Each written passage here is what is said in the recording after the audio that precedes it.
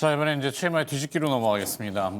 좀 전에 이제 전문가 얘기들 뭐 쭉 나오는 동안 금통이 오늘 금리 동결이 있었고 통화 정책 방향문에 대한 설명들이 쭉 나왔는데요.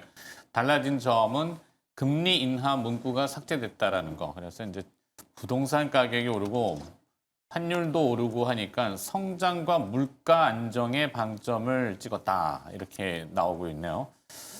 일단 시장 분석은 일단 지켜봐야 되겠는데, 요것과 관련해서 또 연결 지어야 되니까 두 분과 함께 하도록 하죠. 알파경제 김종효 이사와 유니스토리 자산운용 김장렬 투자전략본부장 나와 계십니다. 어서 오세요. 네, 안녕하십니까. 네.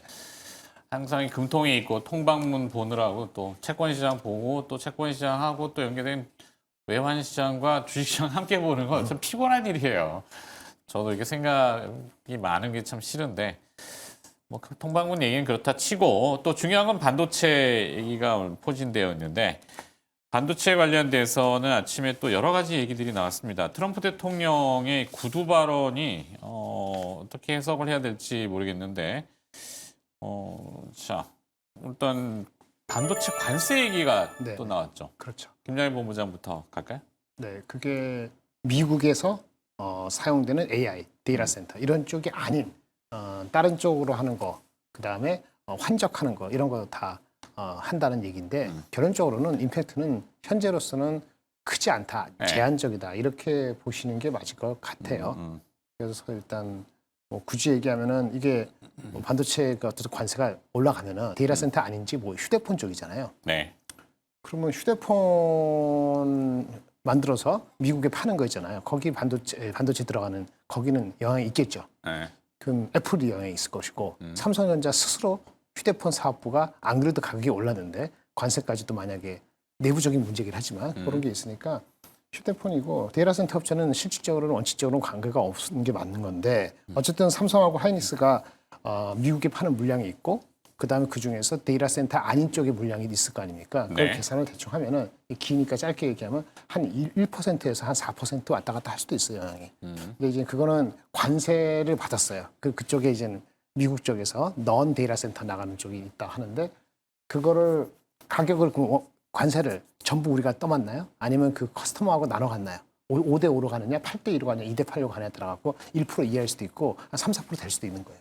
네. 당연히 지금 반도체가 쇼티지지 않았습니까? 쇼티지니까 우리가 다 떠안을 확률은 현실적으로 적다고 봐야 되는 게 맞다. 그러면은 아마 1에서 4%였는데 1, 2% 정도 이내라. 이렇게 일단은 보고 추후적인 또 업데이트를 있는지 좀 확인해야 되지 않을까 이렇게 생각합니다. 네. 타이틀은 이렇습니다. 그러니까 트럼프 대통령이 AI와 컴퓨팅 목적 외에 반도체는 25% 관세를 넣겠다.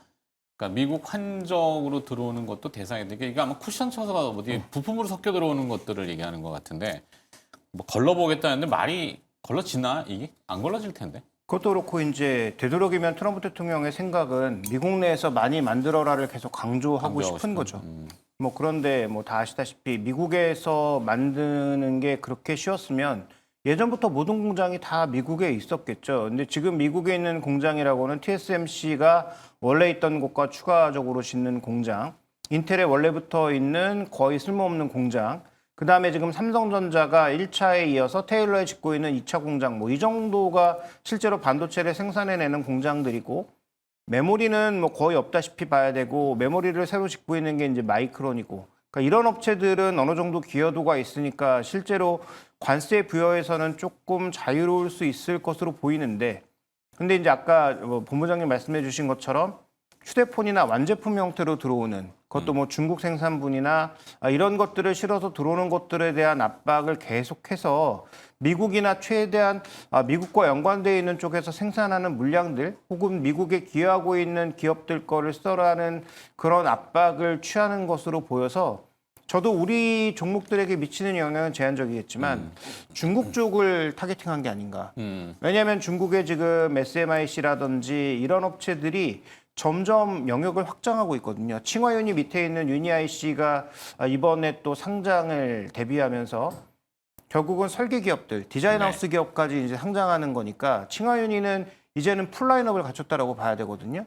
그러니까 이런 것들이 공급 과잉으로 가게 되면 자연스럽게 밀고 들어올 수밖에 없다라고 보여지는데 가격을 무기로 이걸 아예 사전 차단하기 위한 그런 방법이 아닌가 싶기도 합니다.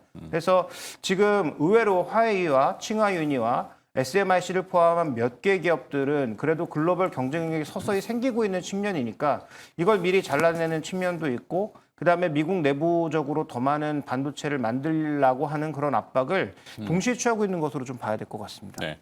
그 흐름들이 중국은 자국 반도체 산업에 대한 어떤 프로텍팅이라 보호, 육성 함께 하려고 지금 방어막도 치고 있잖아요. 그러니까 이런 그 미국이 갑자기 처음에는 규제를 하다가 이제 그 방어막을 뚫어야 되니까 트럼프 대통령이 엔비디아의 H200을 중국으로 넣을 수 있어.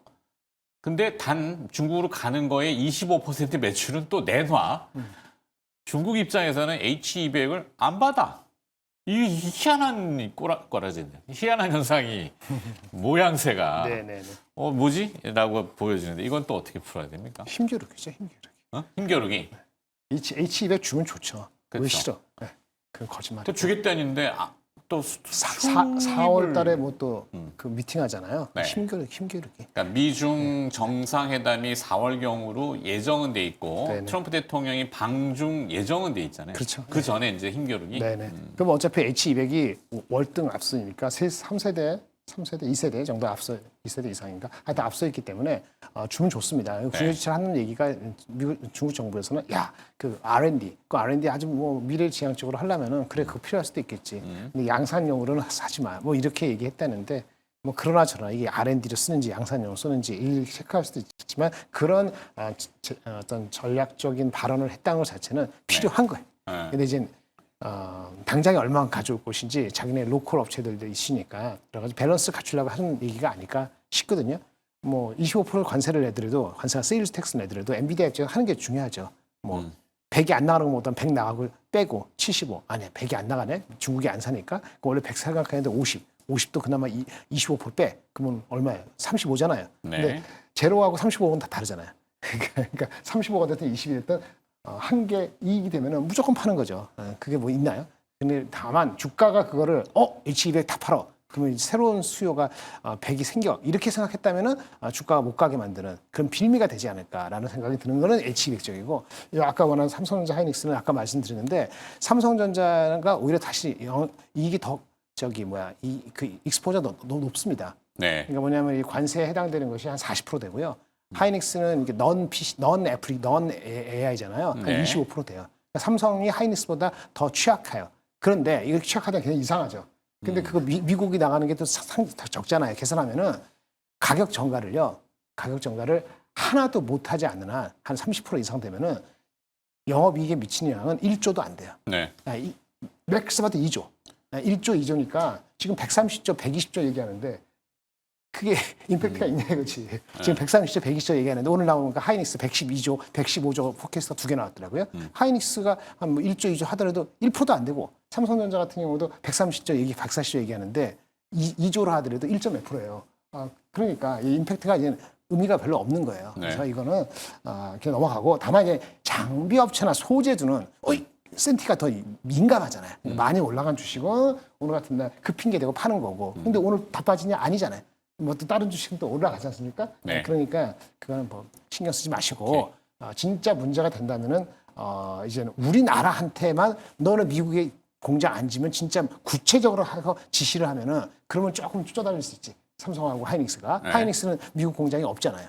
예, 원래 하기로 한 거는 그냥 어셈블리 테스트니까. 그렇게 되면은 그건 모르겠는데 그건 지켜봐야 되는 거니까 지금 이 이슈가 조종의 빌미는 아니고 약간의 a little bit deep. 딥이라면 3% 이내입니다. 네. 3% 이상 빠질 건덕지가 하나도 안 된다. 미미하다 영향이. 이렇게 말씀드리겠습니다. 어차피 뭐 주가가 조금 쉬어 줄어도 무방한 타이밍에 등장한 재료다 이렇게 보시는군요. 네, 저는 그렇게 제안죠. 봅니다. 네. 그럼 전략은 어떻게 설립을 해볼까요, 김종희 이사님? 이게 정말로 만약에 구체화되면 좀 전에 이제 본부장님 얘기를 이어가면 저는 이게 구체화됐을 때는 우리나라 빅2 중에는 누가 더 타격일까를 생각해 볼 필요가 있는데 그건 하이닉스 입장에서 조금 더 불리할 수 있죠. 네. 왜냐하면 하이닉스는 인디애나에다가 짓는 게 결국은 패키징 공장이기 때문에 그러면 완제품을 가져가서 거기서 이제 TSMC의 코어스가 부족하니까 자기들이 이제 첨단 패키징까지 하겠다라는 건데 그러면 그 들어오는 물량을 너희가 인디아나 공장 지은 걸로는 기여도가 낮아서 관세를 부여해야 돼 하면은 그만큼 마진이 줄어들거나 가격 경쟁력이 떨어지는 것이니까 대신 삼성전자도 뭐 메모리는 없는 건 마찬가지지만 어쨌든 지금 공장을 몇십 조를 지어서 지금 2개를 지어놓고 있으니 상대적으로 기여도가 높다고 판단할 수 있는 부분이 분명히 있거든요. 네. 그러니까 그런 차원에서 아마 저는 하이닉스보다는 삼성전자가 이 이슈가 정말 구체화된다면 네. 조금 더 긍정적인 모멘텀이 있다라고 봐야 될 것 같습니다. 그래요. 좀 더 삼성전자 쪽의 비중이 늘어나는 느낌을 없잖아지 이게 느껴지네요. 뭐 또 엔비디아가 HBM4에 대한 사양을 상향 조정한다는 얘기가 지금 나오잖아요. 1월 말쯤에 발표할 거라고 하던데 이미 시장에서 알려져 있는 것 같은데. 이미 그렇죠? 좀 노출됐죠. 네, 13GB 뭐 대여포. 어. 사실은 이번 달에 이루어진 게 아니고 지난달 그때 이미가 나왔던 얘기. 규모가 이미 많이 예, 늘었죠. 그러니까 새로운 건 아닌데 그것도 역시 이론적으로는 삼성이 뭐 밑에 그 베이스 다이, 네네네. 로직 다이. GPU하고 HBM 밑에는 로직 다이에 있어서의 삼성이 파운드리를 같이 갖고 있으니까 유리하다 아니다 하이닉스는 늦게 왔다 이렇게 하는데 그 뚜껑을 열어봐야 돼. 아마 오늘 주가에서 아마 빠지는 것도 네. 하이닉스가 좀 더 빠지고 삼성은 0.6%인데 그거하고 그렇게 해석할 수도 있을 수도 있어요. 네. 근데 이제 그건 이제 뚜껑을 열어봐야 되고 또 누구는 또 HBM4라고 하지만 사실은 HBM4E하고 HBM4하고 섞여서 컨퓨전이 있는 거 아니에요? 혼선이 있는지 않느냐. 이게 만약에 진짜 11월, 12월까지 없다가 지금 이 순간에 아니면 며칠 전에 만약에 나와서 HBM4에 진짜 대부분이 11GB도 안 되는데 13GB가 됐다 그러면 이게 한 달 만에 솔루션이 해결된다고 볼 수는 없거든요. 네. 근데 지금 여러 가지 사람 얘기한 거는 로이타 그 뉴스에 하면은 HBM4인지 4인지 컨퓨전이 있지만 어쨌든 no earlier than March니까 3월 이전까지는 HBM4 그러니까 루빈에 해당되는 거죠. 그거 슈먼트가 빠르진 않겠다. 요거까지가 얼마 전에 있었던 건데 네. 요 스펙에 대한 거는 일파만파까지는 보긴 뭐하고 조금 더 지켜보셔야 되지 않을까 싶습니다. 네. 그렇죠. 이 브레인에 해당되는 뭐 GPU, TPU는 엄청 연산을 빨리 해가지고 빨리 내보내고 끌어오고 해야 되는데 병목이 생기니까 HBM들이 지금 기능은 있는데 그 통로들 역할 등 I/O 단자들을 막 넓히잖아요. 그러니까 뭘 표현해야 돼요? F1 이 머신 레이싱카 그걸 가지고 명동을 지나가야 되는. 그 길을 넓혀야 되고 하여튼 명동에 뭐 차를 다 드러낼 수도 없고 그죠? 약간 비유가 모르는지 모르겠는데 하여튼 그런 느낌이라서 뭔가 기술 개발들이 하여튼 빠르게 이루어지고 있다 정도. 얘기가 길어지니까 어찌됐건 뭐 반도체 이슈가 살짝 등장했습니다만 두 분 모두 영향은 미미하고 제한적이다 이렇게 잘라버리는 걸로. 자, 두 번째로 가서 한화가 또 움직였습니다. 어찌 보면 참 잘하는 거죠. 잘하는 거고 쪼개고 또 뭐 붙이고 잘하는 건데 인적 분할 얘기가 나와서 사업 구조 재편 거기에 이제 이게 자칫 잘못하면은 주주들이 싫어할 수 있는데 주주 환원 정책이라는 걸 슬쩍 얹어서 자사주 소각 4천억 그러니까 주가가 즉시 반응을 해서 막 몇몇 개 기업들이 쭉쭉 올라가는데 과거에 이제 에어로스페이스의 대규모 유상증자 하다가 한번 화들짝 놀랬잖아요. 네, 이거 왜 그러니까 이제 주가를 좀 올려놓자라는 개념인지 어떻게들 평가를 하시는지 한화의 인적 분할. 네, 일단 지주사 전반에 영향을 미쳤다라고 봐야 되는데요. 우리나라 지주사의 가장 큰 약점은 NAV, 그러니까 순자산 가치 대비해서 너무 저평가받고 있다. 그러니까 순자산 가치가 100조인데 시총이 50조도 안 된다. 그걸 우리는 그냥 상수로 알고 있잖아요. 원래 그런 거야. 뭐 중복 상장인데다가 뭐 이러저러 하니까 이 회사 뭐 부동산 뭐 1조 갖고 있어도 시총은 5천억 되는 게 정상이야. 이렇게 우리는 지금까지 알아왔던 것인데 일단 하나가 어저께 그 첫째, 둘째는 놔두고 셋째의 회사만 따로 분리해서 이걸 인적 분할로 가겠다. 물적 분할로 했으면 뭐 당연히 안 됐을 거고요. 근데 인적 분할로 가겠다라고 했고 그래서 이제 관련주들이 급등하고 있는 양상이고 그것만 하면 뭔가 욕먹을 것 같으니까 자사주 전체를 소각하겠다라는 굉장히 강력한 의견을 내세우면서 시장 내에서 최근에 자사주 많고 순자산 가치 대비 할인돼 있는 종목군들이 은근슬쩍 꽤 올라오고 있습니다. 뭐 대표적인 게 SK 같은 것들 이미 올라왔고요. 오늘 또 효성중공업의 실적 보고 또 이제 급등하는 측면도 있는 것으로 보이고 상법 개정과 또 맞물리면서 신영증권, 부국증권 같은 자사주 많은 그런 증권사들도 들썩이는 모습까지 보여주면서 이게 뭔가 오늘 지주사 전반에 대한 에너지를 좀 불어넣고 있는 이슈가 돼버렸어요. 어제도 그랬지만. 네. 그래서 지금 두산, SK, 그다음에 뭐 어저께 얘기 나왔던 한화, 삼성물산 이런 것들이 전부 자사주 비중은 한 15% 이상 되고 순자산 대비 가치 대비해서 50% 정도에 거래되고 있는 종목군들이기 때문에 이런 형태의 지주사들에 대한 관심은 아마 상법 개정과 맞물려서 좀 더 높아질 개연성이 좀 있지 않느냐 이렇게 좀 봐야 될 것 같습니다. 그렇네요. 정부 정책과 또 보조를 같이 하는 모양새를 갖추면서 외형도 띄고 명분도 그럴싸하게 포장하고 하여튼 그런 면에서는 잘 한 것 같은데 속내 이면이 사실 궁금하긴 해요. 왜 저렇게 쪼갤까? 돈이 필요하죠. 네. 그렇죠. 돈이죠. 돈이고 사업 구조가 너무 막 섞여 있었죠. 또 이제 승계 구도와 관련해서 삼형제들 중에 이제 막내 삼남에 대한 유통과 그 전기전자 쪽. 테크 쪽. 테크는 아직 그렇게 수준이 올라오질 못하고 유통 쪽은 수익성이 조금 미진하죠. 거기도. 그렇습니다. 뭐 햄버거하고 그 아이스크림 이렇게 했다가 지금 엎어가지고 또 좀 약하죠. 네, 전체적으로. 털어냈고. 그게 이제 그룹 전체로 보면은 밸류에이션을 다운시키는 리스크가 돼서 일단 분리를 시키는 것 같아요. 명확하게 선을 좀 그어넣어서. 맞나요? 그렇죠. 네. 그렇게 되는 제가 거 얘기하면 더 이상한 쪽으로 가기 때문에. 그게 어느 정도 맞는 얘기기도 하고. 아니, 그딱 집어서 얘기하면 자꾸 항의들이 전화 와서. 네. 네. 이게 방송하기가 굉장히 어려워요. 네. 대신 좀 해주세요. 아니 저 그거는 잘 모르겠고요. 우리 우리 김이사님하고 비슷한데 네. 전체적으로 뭐 하나 어저께 오르고 오늘 또 오르고 하나 갤러리 같은 거 작은 거. 그러니까요. 사실 작은 종목 오르는 건 유통이 별로 없으니까 가볍잖아요. 대중의 인지성을 뭐 해서. 목표 주가도 별로 없고 가벼우니까 이해하기 쉽고 그런 주식이 많이 오르는 거고. 하나 에어로스페이스라든지 하나 뭐 오션은 그 자체로서 방산하고 조선에 원래 테마가 있었기 때문에 네. 지금 뭐 돈노 독트린 때문에도 안 그래도 올라가려는 찰나에 그런 거 하니까 잠깐 빠졌다가 다시 올라가는 거예요. 네. 그래서 너무 신경 쓰지 말고 그 지주 회사에 대한 가치 아까 잘 말씀하셨는데 그 SK 같은 것도 주가 오르고 뭐 올랐잖아요. 근데 걔네들이 밸류에이션 멀티플로 올라간 게 아니에요. 대부분의 그 자회사들 가치가 올라가는 정도지 아직까지도 밸류에이션이 뭐 정상하려고 좀 찌글찌글 올라가는 의미가 별로 아직은 크지 않거든요. 네. 상법 개정도 확실히 돼야 되고 SK도 20% 자사주 있잖아요. 그러니까 여기가 그런데 지금 한화가 뭐 5%인가 6%인가 원래 있는데 뭐 저기 임직원 빼고는 5.9% 한다는 거 아닙니까? 그러니까 그럼 딴 데도 이제 더 적극적으로 하겠네. 이렇게 되니까 다른 쪽을 보시는 게 낫. 만약에 이미 재료 노출된 데보다 아니 이게 하나 에어로스페이스하고 그 하나 오션은 그 자체로 갖고 계시는 거고 네. 하나 갤러리아 하는 거하고 이걸로 인한 의미는 저기 지주사의 내가 갖고 있는 지주사 잘 못 갔는데 상대적으로 갔지만 폭발적이지 않았는데 현대차나 삼성전자 대비했을 때 갖고 있는 거 유지하자 이런 정도의 위안 이렇게 보시는 게 어떨까? 그 하나그룹은 뭐 한 가지 말씀만 더 드리고 이건 어디까지나 개인적인 추정입니다. 네.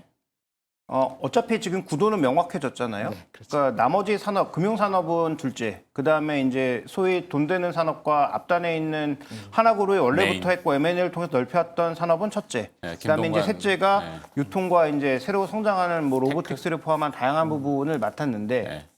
서로 지금 돈 쓰고 싶은데 생각들이 다 다를 거예요. 그러니까 뭐 잘 되는 조선이나 방산도 이런저런 돈을 쓰고 싶을 거고 그 다음에 이제 둘째는 지금 뭐 돈 쓰기보다는 지금 확보하고 있는 뭐 코인이나 이런 것들 어떻게 잘 팔까를 고민하고 있는 것이라면 네. 막내도 지금 신사업 하려고 돈 쓰고 싶은데 리조트하고 뭐 건설이 어떤 식으로든 돌아가니까 자기도 뭔가 성장하는 산업을 하고 싶어서 드라이브를 걸고 싶은데 네. 이 첫째 형한테 안 될 거거든요. 그렇죠. 그러니까 이제 둘째는 가만히 있고 아마 셋째가 분리돼 나가는 거라고 추정할 수밖에 없죠, 우리는. 네. 그게 뭐 제가 생각하기엔 합리적인 추정이고요. 뭐 뇌피셜이지만 네, 그 나가서 잘 될 거냐는 또 다른 문제니까. 네. 그래서 이제 관련된 종목군들을 움직이고 있는 거고.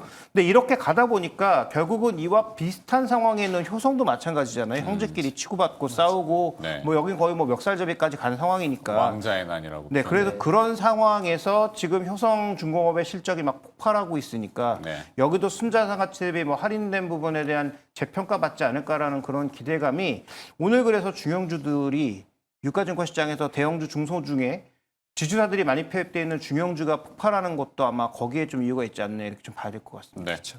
효성이 올라가면 그 강도가 효성 중고보다 더 세요. 그렇죠. 오전하고 다르게 그거는 그런 거를 시사하고 사람들이 이해를 한다 이렇게 인식하시는 게 맞을 것 같습니다. 자, 이제 정리가 필요합니다. 뭐 얘기 길어지면 또 100분 토론돼 버리기 때문에. 자, 김장렬 본부장은 그래서 어떤 맥락으로 어떤 아까 뭐 언뜻 얘기는 좀 해주신 것 같은데 네네네.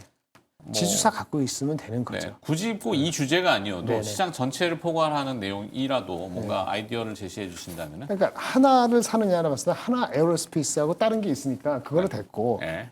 SK 스퀘어를 사는 것보다 SK 하이닉스 사는 게 맞고 SK 자체는 지주사니까 그거에 모멘텀이 있으니 갖고 있는 게 맞고 네. 그렇게 따라 효성중공업이 안 가서 효성이 어텐션 못 받는데 이게 효성중공업에 대한 리포트도 나왔지만 아까 지금 말씀하신 그런 것도 있기 때문에 혹시라도 효성을 갖고 계신 분이 얼마나 계신지 모르지만 네네. 갖고 계신 분은 유지하시면 되는데 이거는 이제 커버하는 사람이 없어서 이게 얼마 정도 밸류를 얼마만큼 더 받을지는 모르지만 최근에 한 1-2주 정도는 야금야금 이게 사람들이 어프로치를 했어요. 네. 그래서 이것도 한 80% 정도는 반영이 돼 있다. 이렇게 보시면은 조금 더 이제 가려서 추려서 보시면 될 것 같습니다. 어쨌든 지주회사 정도 한 개 정도는 좀 찝으시는 게 괜찮다고 보는 게 반도체나 자동차나 뭐 기타 등등 섹터들이 많이 올랐기 때문에 이렇게 순환적인 차원에서도 이런 뉴스가 시사하는 바는 조금 더 갈 수 있다고 보여져요.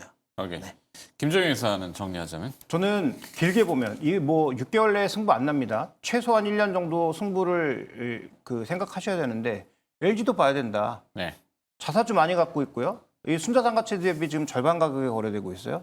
그러면 LG그룹이 지금 뭐 많이 망가졌다라고 하지만 망가져서 여기서 더 망가지다 생각하면 살 필요가 없고 많이 망가졌지만 여기서부터는 서서히 바닥치고 올라온다는 믿음이 있다면 LG도 보고 그 밑에 있는 종목군들도 다 봐야죠. 그러니까 예전에도 말씀드렸지만 LG전자가 만드는 액추에이터가 다른 중소형사가 만드는 액추에이터보다 못하다라고 저는 생각하지 않습니다. 그래서 로봇 관련주, 뭐 다른 여러 종목군들이 오늘도 뭐 급등락하는 종목이 많이 있지만 그 중에 한 10년 지났을 때 몇 개나 살아남을까를 우리가 좀 냉정하게 생각해 보면 로봇 관련주 중에 안 오른 종목은 LG전자 외에 없지 않나? 라는 생각이고요. 그런 차원에서 저는 LG는 1년 이상의 뭐 좀 중기적 기간을 고려한다면 충분히 지금도 배팅 가능하지 않을까 이렇게 보고 있습니다. 네. 거기까지 듣도록 하겠습니다. 자, 혹시 못다 하신 얘기 있으면 나중에 메일로 주세요. 그럼 제가 멘트 해드릴게요. 네. 최마의 뒤집기였습니다. 알파경제 김종효 이사와 유니스토리 자산운용 투자전략 담당하고 있는 김장렬 본부장이었습니다. 고맙습니다. 감사합니다.